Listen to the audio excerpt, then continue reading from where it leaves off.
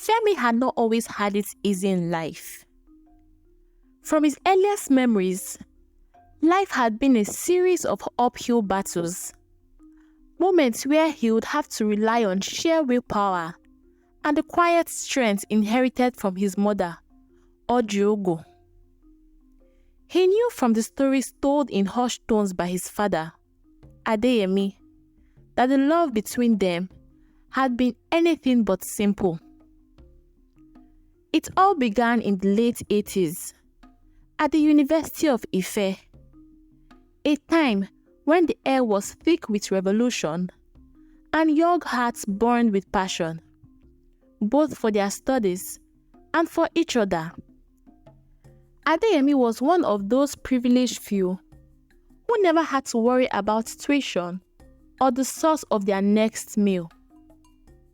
He came from old money, a family deeply entrenched in the wealthy elite of Lagos. As the only son, he was the crown prince of the vast business empire his father had built, and he had the world at his feet. But despite all that, he had a deep yearning for something more, something real, something that his father's money couldn't buy. That something came in the form of Ojiogu. Ojiogu was the kind of woman who turned heads wherever she went. She wasn't just beautiful, she was breathtaking, with the kind of beauty that made people stop and stare, trying to decipher what it was about her that set her apart. Her skin was the color of rich mahogany, her eyes dark and expressive, and her body tall and willowy.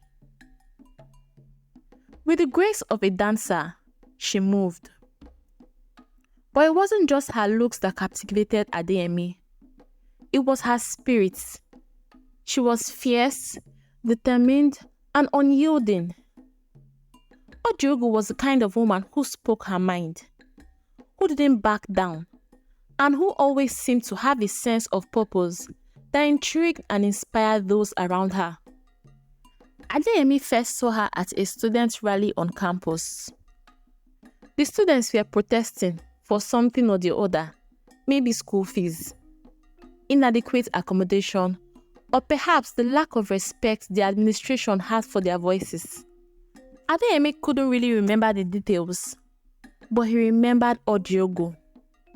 She was right there, standing tall among the crowd, her voice rising above the others as she spoke with such passion and conviction that it made him stop in his tracks. He'd been smitten from that moment on. He wasn't used to being ignored, especially not by women, but Ojiogu had been different. She wasn't impressed by his family name or wealth, and she didn't seem to care that he was the heir to a business empire.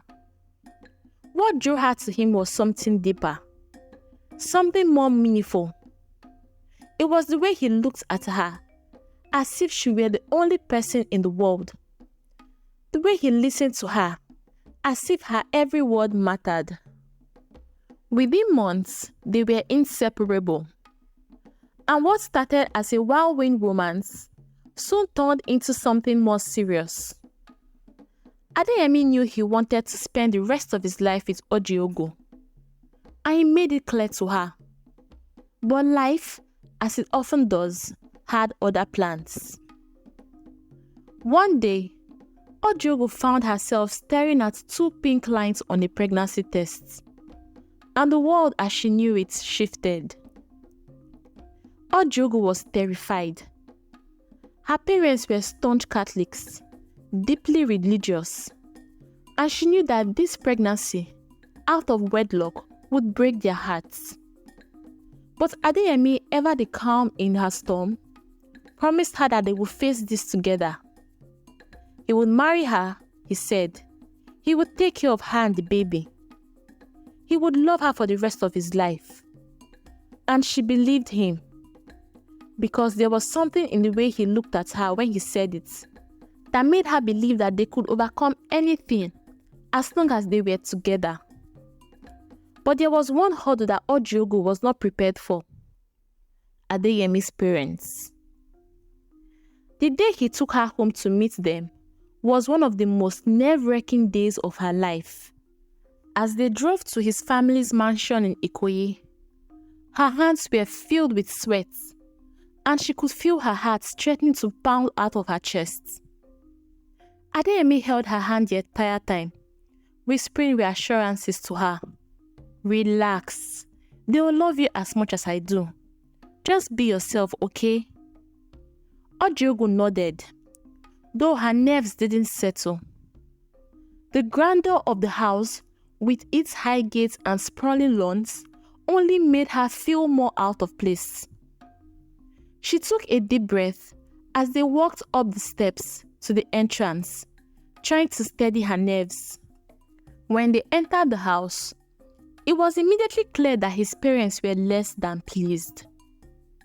Adeyemi's father, Chief Ademola, a tall, imposing man with a stern expression, barely spared her a glance as they entered.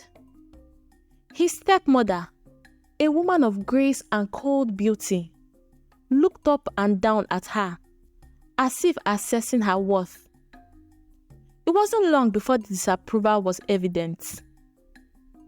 During dinner, Adeyemi tried to engage his parents in the conversation, but they barely responded, directing their cold, formal questions to Ojiogu. It was clear they were just going through the motions.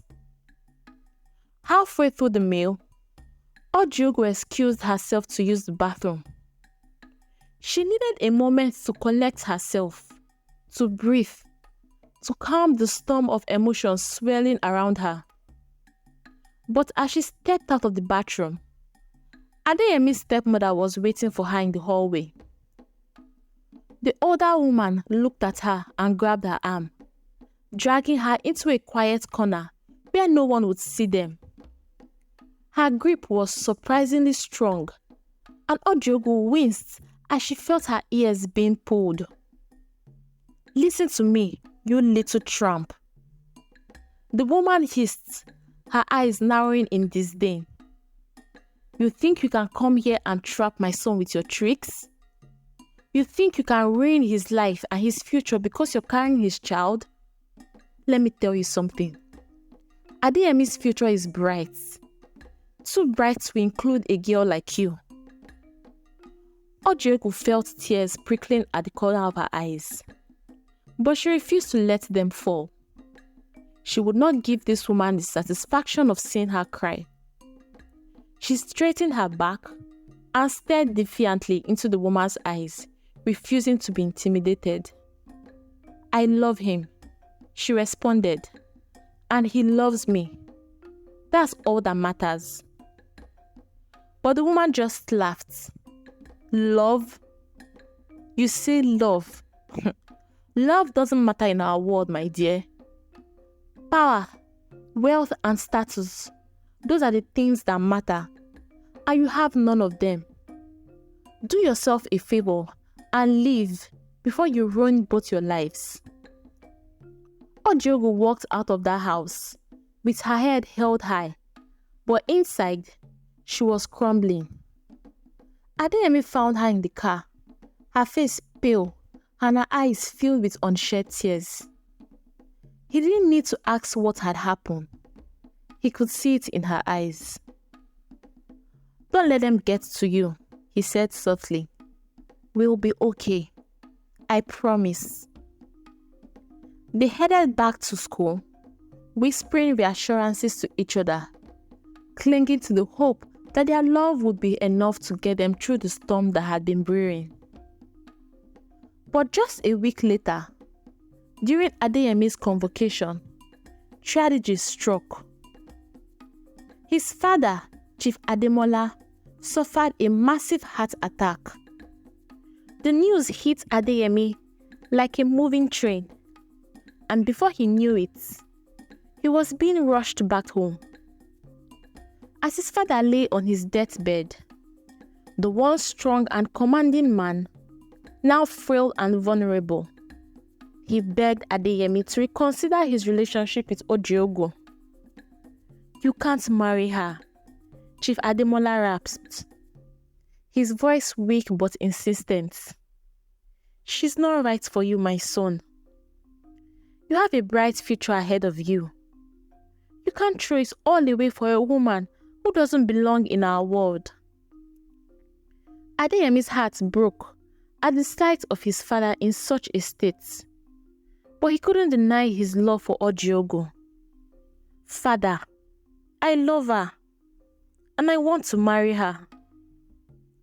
Chief Ademola's eyes narrowed as he looked at his son. "If you really love her, you will go to London Business School first. You need to be prepared to take over the family business. And if she loves you, she will wait. But you need to go, Adeyemi. You need to become the man this family needs you to be." Reluctantly, Adeyemi agreed. He had no choice but to go to London. But he promised himself that he would come back for Ojiogu. He sent her a letter, pouring out his heart and telling her that he would return as soon as he could, and that nothing could keep them apart. But his parents had other plans. They intercepted every letter he tried to send to her. They cut off all his communication, making sure that Ojiogu received nothing from him. They even had his phone taken away, claiming it was for his own good. But he needed to focus on his studies and forget about distractions. Before he knew it, Adeyemi was on a plane to London, his heart heavy with the promises he had made to Ojiogu, unaware that she was waiting in vain. Back in Ife, Ojiogu waited for weeks, her heart aching with every passing day. She clung to the hope that he would return, that would keep his promise.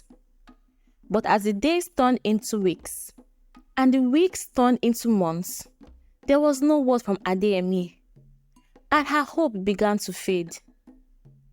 She was heartbroken, unable to focus on anything, unable to understand why the man she had promised everything and who had promised to love her had suddenly disappeared from her life. Each day, she would sit by her window, looking out at the road, hoping to see a letter or catch a glimpse of Adeyemi walking towards her. But the road remained empty, and her heart grew heavier. Her pain was so deep that it consumed her entire being. She stopped attending classes, lost interest in everything, and withdrew from the world. The vibrant and spirited Ojiogu became a shadow of herself, and it wasn't long before the university took notice. Her grades dropped, and the school administration, concerned for her well-being, advised her to withdraw. They didn't know about the baby growing inside her, or the love that had been shattered. Ojiogu had no choice but to return home to her parents in Enugu. They were disappointed, of course. Her father, a staunch Christian and a Catholic at that, had raised her with strict morals, and her pregnancy out of wedlock was a blow to their family's reputation. But despite their disappointment, they welcomed her back with open arms, showing her the love and support she desperately needed. "How could this happen, Ojiogu?" her mother, Chinelo, asked one evening, her voice thick with emotion as she sat together in the kitchen with her. "We taught you better. You were supposed to finish school, get a degree, make something of yourself. Now look at you." Ojiogu couldn't bring herself to meet her mother's eyes. "I'm sorry, Mama," she whispered. "I didn't mean for this to happen. I thought he loved me." Chinelo's expression softened as she reached out to hold her daughter's hand. "Men can be very cruel. my daughter. They can promise you the whole world and then leave you with nothing. But you're strong. You will get through this.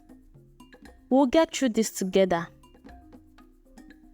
Ojiogu gave birth to a healthy baby boy, and she named him Femi, a reminder of the love she once shared with Adeyemi, but also a symbol of the strength she needed to carry. As she held her son in her arms for the first time, she made a vow to herself. I will never let another man hurt me like this. She whispered, her voice resolute. I will raise you, Femi. I will give you all the love I have, but I will never trust another man again. And so Ojiogu's life became one of quiet resilience.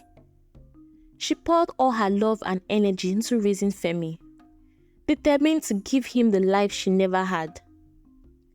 But the pain of losing Adeyemi, the man who had promised her the whole world and then disappeared, never truly left her. It lingered in the corners of her heart, a constant reminder of the love they could have been. Years passed, and Femi grew up knowing that his mother was a woman of strength and determination, but also of deep sadness. He never knew his father, only the stories his mother would tell him. Stories of a man who had loved her deeply, but who had been torn away by circumstances beyond their control.